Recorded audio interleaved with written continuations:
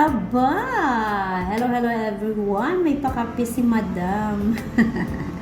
Ayan, magkakape kami.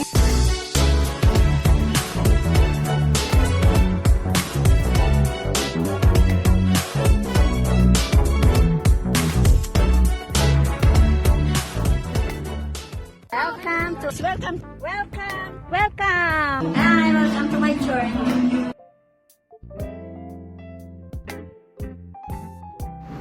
Ayan, tara na dito mga taga-Israel. Masarap dito ang kape at mga corazon and donuts sa Cafe Aroma.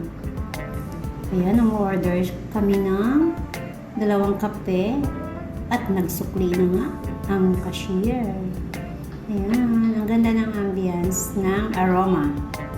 Aroma Coffee, recommended for bonding. Ng family, ng friends. Ganda ng place nila. Yan ang mga tinapay, corazon ang tawag dyan. Iba-ibang flavor. May donut. Yan ang in-order namin, ang donut. At yun nga, kwento-kwentuhan kami habang naghihintay ng aming order. At umupo na nga si Ma'am. O diba? Ayan, ang aming kape at donut.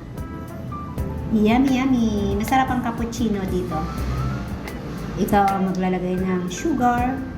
Depende sa'yo. Kung gusto mo ay super tamis, may pa-cheers pa kami dyan. O, diba? Kung anong gusto mo, kung white sugar or brown sugar. Yala. Halo-haluin. O, diba? Hindi na nakita yung heart sa ibabaw. Ang sa akin ay brown sugar. At sa aking friend ay white sugar ang kanyang nilagay. Halu-haluin, tikman. So, yan. Thank you so much.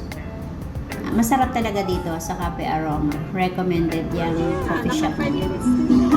So, diba? Putuloy nyo na lang. Yun. Actually, ano yan, rest hour namin. At yan ang kapaligiran. So, maganda yung kanilang painting. Renovated na din kasi yung lugar na yan. Ni-renovate nila.